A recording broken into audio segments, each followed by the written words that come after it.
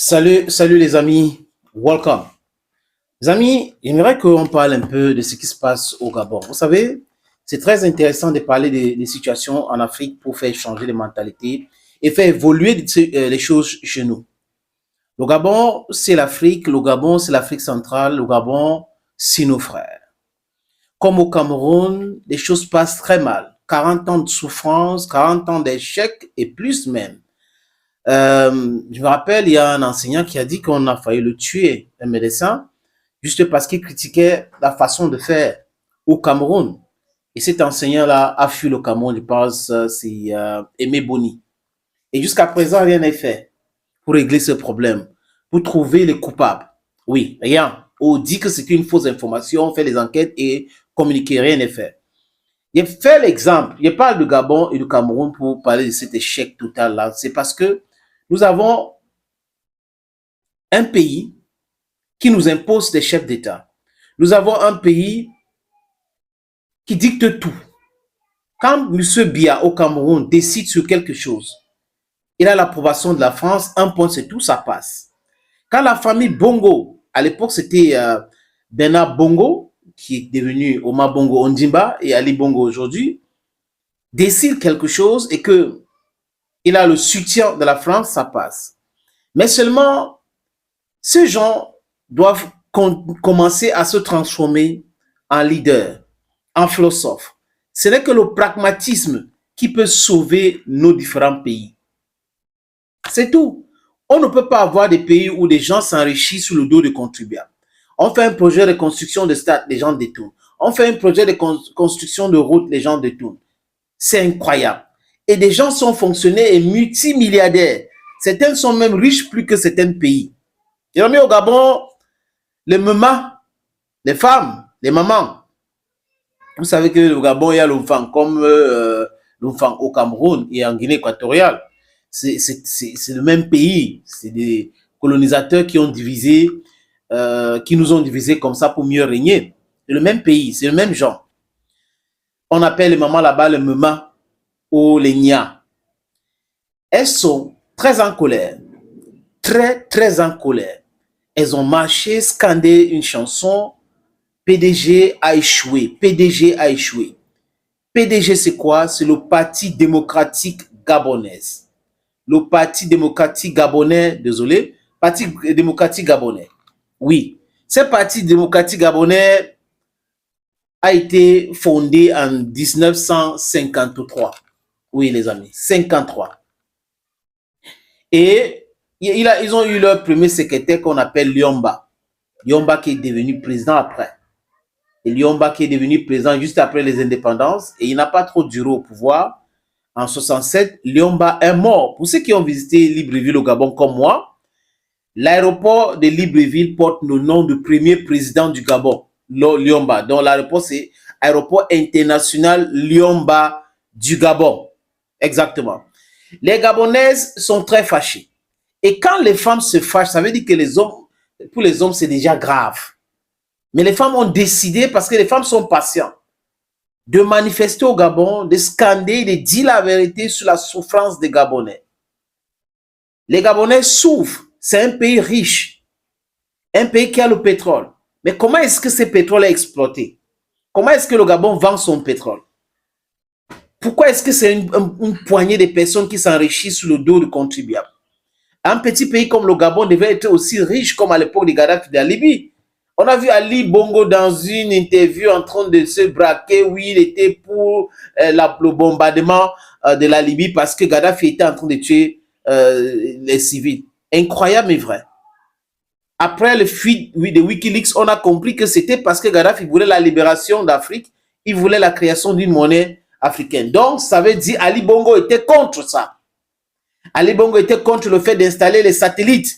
Les amis, j'ai discuté aujourd'hui avec un ami qui m'a expliqué que la location des satellites en Europe nous coûte près de 600 millions de dollars chaque année.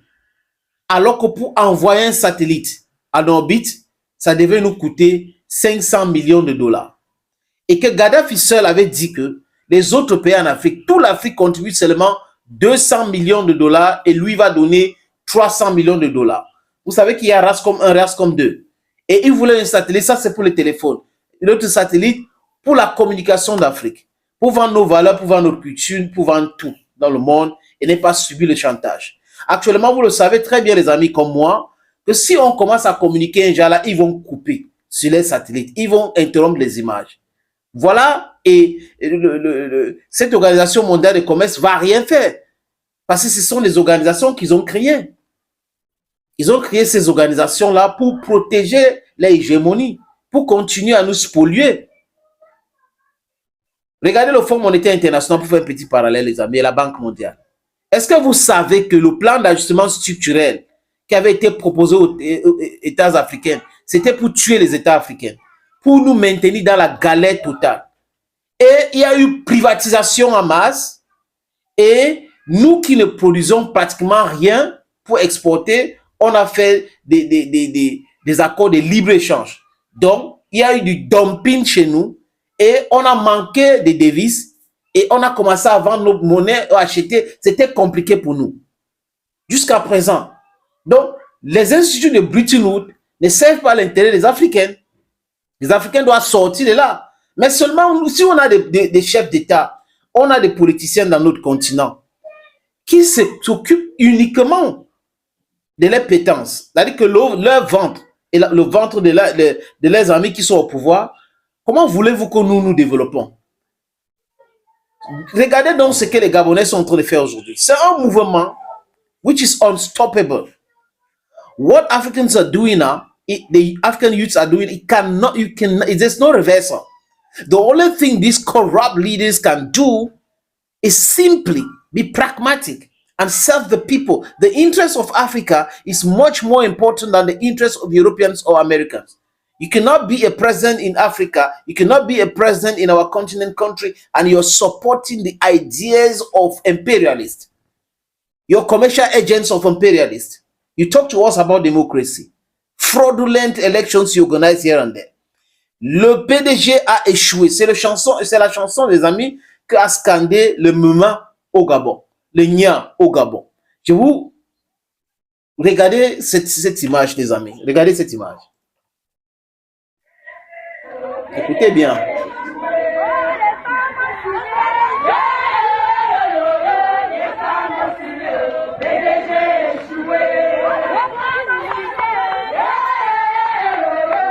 PDG a échoué.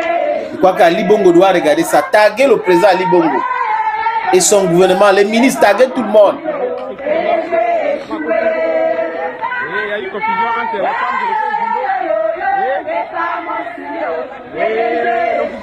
PDG, RDPC, la même chose. Présentement, les femmes de Maputo, alors handball du système PDG Bongo. Parce que suite à ce que le président a laissé ici, certains noms ne sont pas sortis, tandis que d'autres sont sortis. Les femmes sont vraiment fâchées.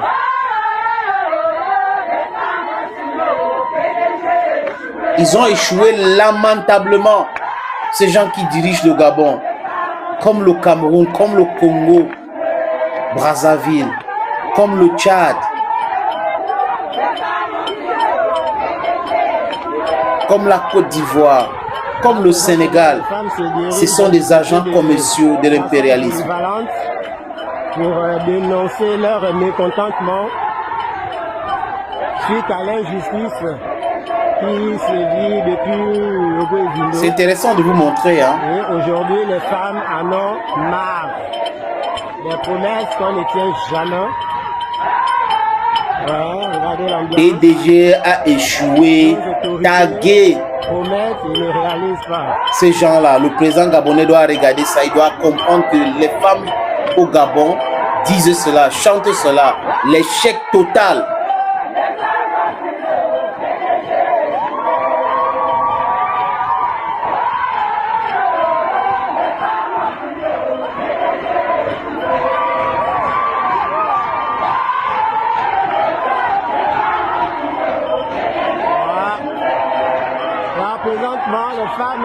C'est comme ça les femmes, c'est comme ça les mamans, le moment. C'est bien, les nias, c'est comme ça. Là, nous sommes à la mairie du premier arrondissement. Et la jeunesse doit prendre ça, le relais, c'est important. C'est important de prendre notre avenir en main. Notre avenir dépend de nous et pas quelqu'un d'autre. L'Afrique doit se réveiller.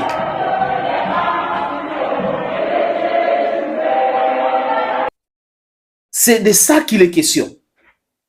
Les femmes en Afrique doivent se lever. La jeunesse africaine doit se mobiliser.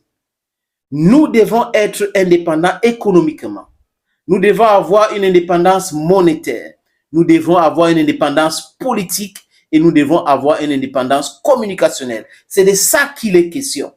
L'Occident nous mate avec les Nations Unies créées et ils ont poussé les pays africains à créer les organisations satellites qu'on appelle CEDEAO, CEMAC, SADC et autres.